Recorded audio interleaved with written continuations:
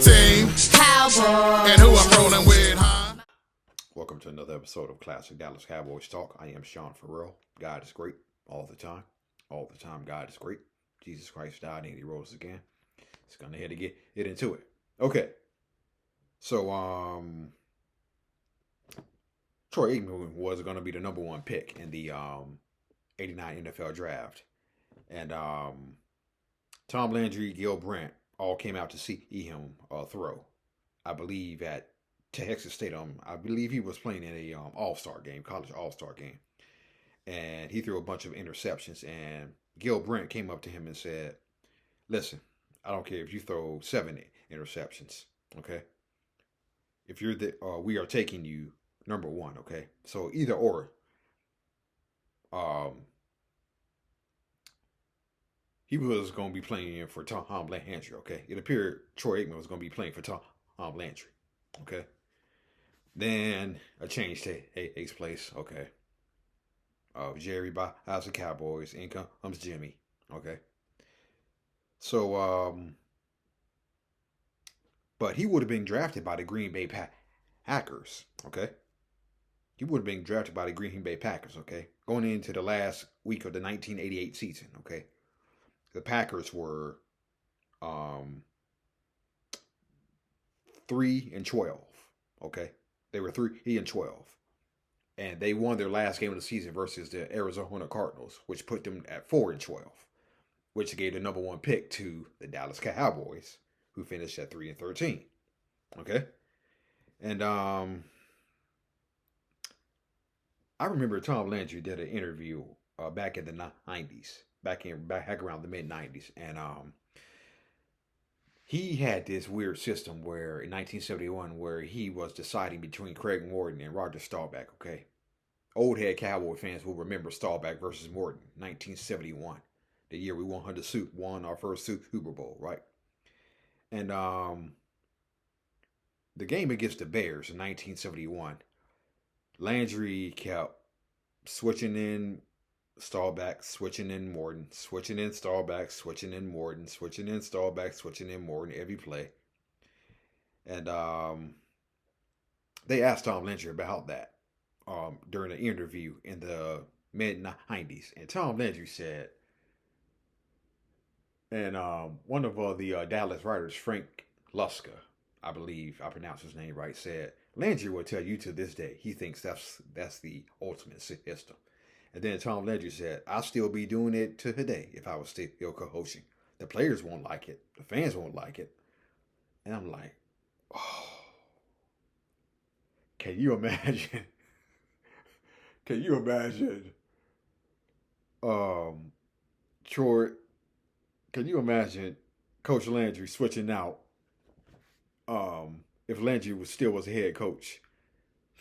Can you imagine Tom Landry switching Troy Aikman and Danny White in and out every play, right? That's what Landry said. I kid you not. Look it up. Tom Landry said he would still be doing it if he was coaching into the 90s. Okay. So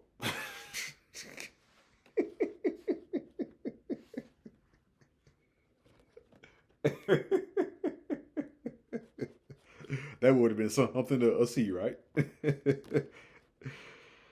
All right, so Troy Aikman told the story, okay? When the Cowboys also drafted Steve Walsh in a supplemental draft, they had a staff meeting, okay? And they asked the coaches, and the Florida coaches who had came over to the Cowboys, as Jimmy said, Steve, okay? And so they got around to Jerry Romo, who used to be with the Chargers, okay? And he had come to Dallas on Jimmy Johnson's staff in 1989. And so then Troy Aikman recalled it. He said, Jerry Romo said, if we are arguing about who the franchise quarterback should be, yada, yada, yada. And then Jimmy said, shut up and make your pick. And so then Jerry Romo said, it's Troy. It's not even close. So, yeah, so,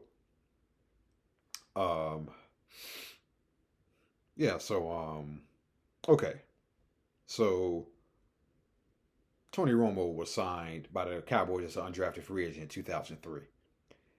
The Denver Broncos actually tried to sign him. Mike Shanahan tried to sign him. Okay, but Sean Payton, who ironically is coach of the Denver Broncos right now, the irony in that, huh? Right? The irony, right? So Payton was an assistant under Coach Parcells at that time. Sean Payton beat him to it and signed Romo. There was also a 20K signing bonus. Okay, and so Romo worked his way up the depth chart. Um, Third stringer in 2003, still a third stringer on the roster in 2004.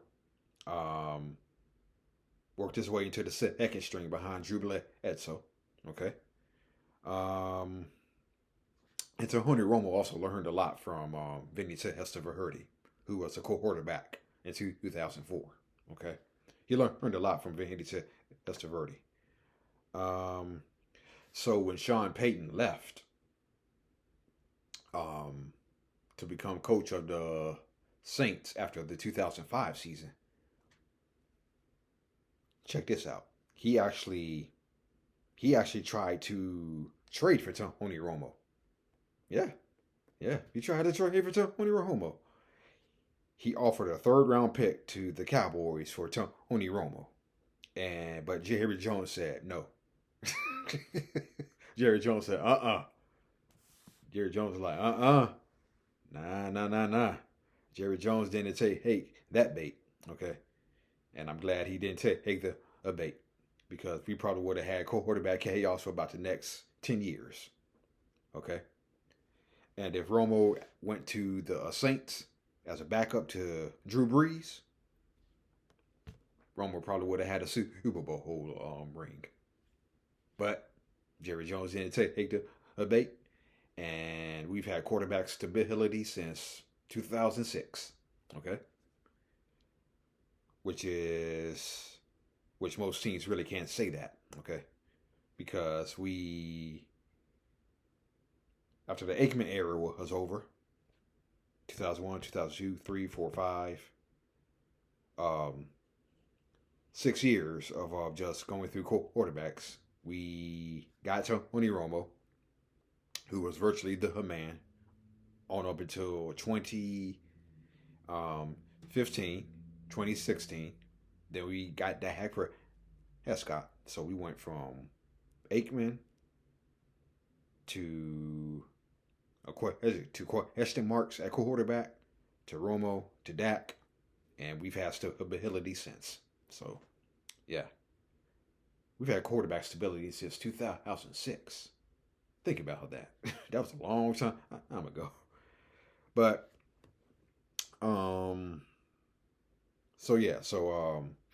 Sean Payton wanted to trade for Tony Romo, offered a third rounder for him. Jerry Jones said no. So, when Bill Parcells took over, the Cowboys obviously improved. Okay. But I read somewhere where the Dallas Cowboys could have finished at 11-5 if they weren't so mistake prone. Okay. Yeah. So the Cowboys were mistake prone under Bill Parcells. Okay. And so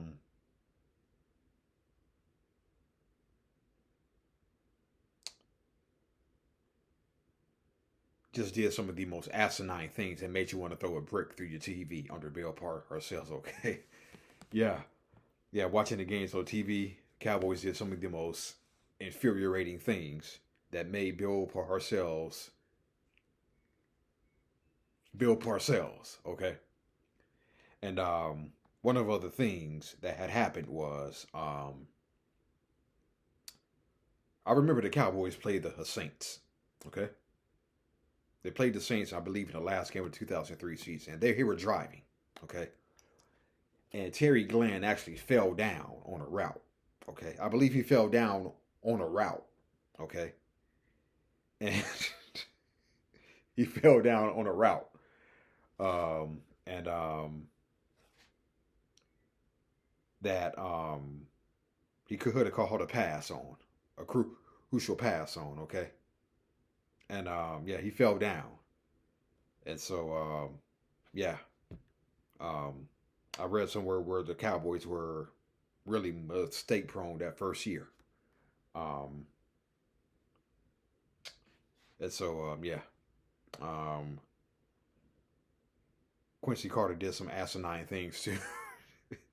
Quincy Carter did some pretty asinine things too.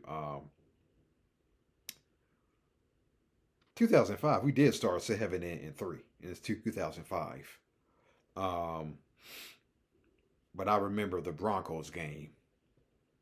The Broncos game is where it all began to unravel for us. Yeah. Yeah. The Broncos game is where it all began to unravel. And we ended up finishing 9-7 after starting 7-3. Okay. The 2007 divisional playoff. I have not watched that game. Okay. I have not watched that game. I have not watched that game since. Okay. I have not watched that game since he lost. And I remember the week leading up to the game. I wasn't even saying nothing, but I wasn't even saying nothing about the game, but people were giving me a hard time during that week at work. They were saying things like, "Oh, I can't wait till y'all lose, yada yada yada." And so when Romo threw that interception, I turned off the TV and I threw my controller down on the ground really hard. I said, "Psst."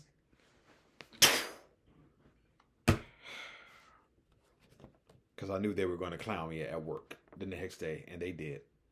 And they clowned me at work.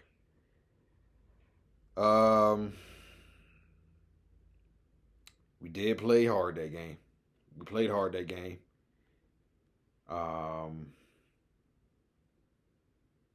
But 11 penalties for 84 yards. You're going to lose games. You're not going to win very many playoff games like that. Yep. 11 penalties, 84 yards. God. Makes it sting even more. It makes it sting even more. Okay. Yeah, it makes it hurt that much more. And I told you, I have not watched that game since. Okay. I can't do it. Can't do it. I haven't watched the 2014 divisional or playoff game. Okay. I think 2007, 2014, those were our best years to win the Super Bowl. Okay. Because it was supposed to be Patriots Cowboys in 2007. Okay. And it was supposed to be Patriots Cowboys in 2014. Okay. Because we beat Seattle in Seattle earlier that year. Okay. And the next day, people were talking about that catch. I didn't want to hear it. I did not want to hear it. And it was difficult to talk about even with other Cowboy fans, okay? It was difficult to talk about. I did not want to hear it.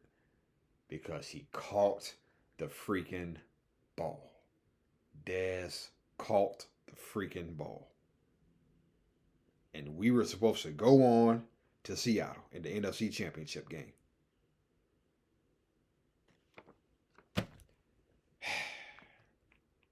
I guess it wasn't meant to be, right? Yeah. So the 2008 season, okay?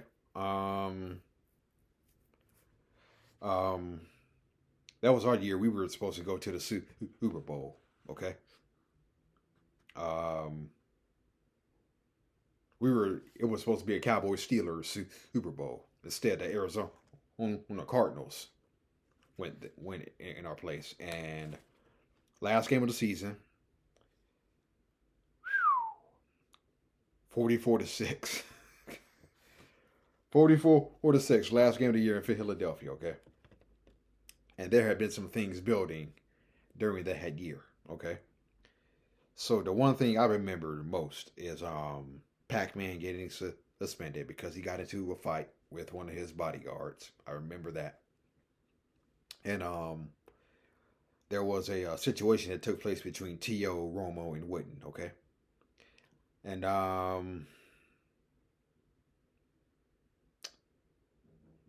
yeah, so there was a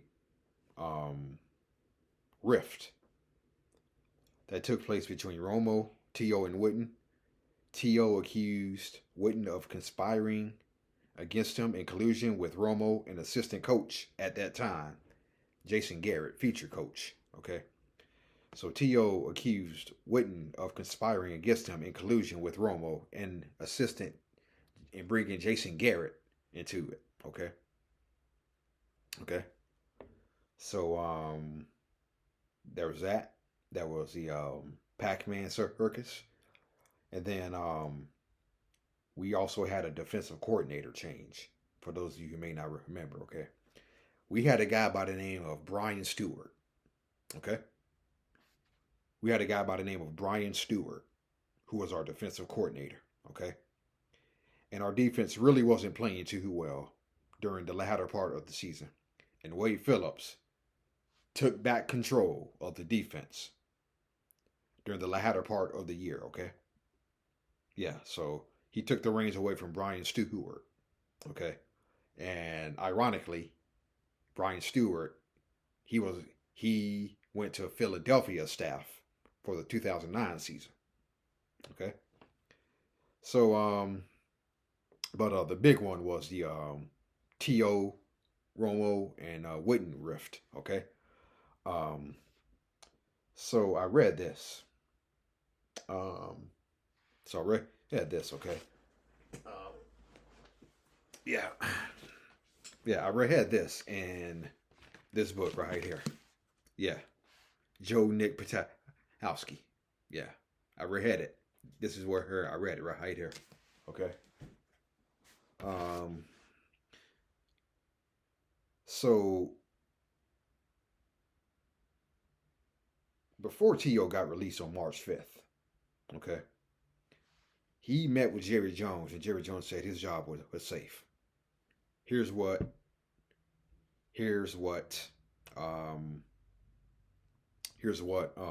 others said, okay?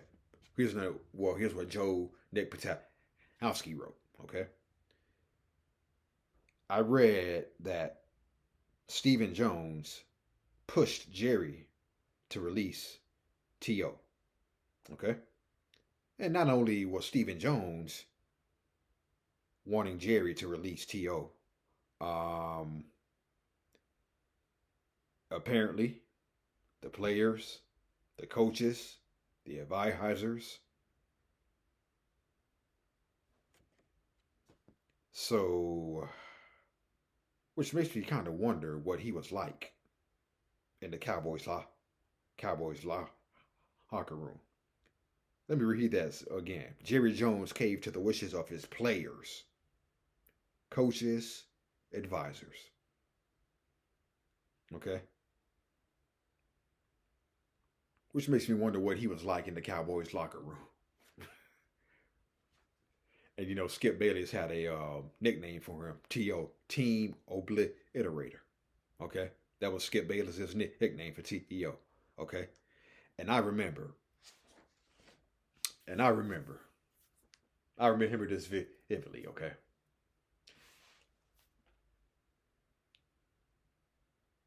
We played on Sunday Night Football, and we played the New York Giants, okay? And we won that game 20-8, okay? We won that game 20-8. And they interviewed Romo, Witten, and T.O. Okay, I remember that so well. I remember that so well. I don't remember the question. Either I think it may have been Michelle Tafoya or Andrea Kramer who was on Sunday Night Football during 2008. But they asked T.O. about the about the story that came out during that week between him, Romo, Witten, and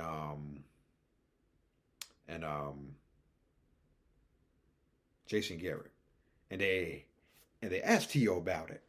Okay, I can't remember quite what T.O. said, but T.O. said, they better check that story because I don't know where Ed Werder got his sources from, so they better check on that story. I'm like, oh, God.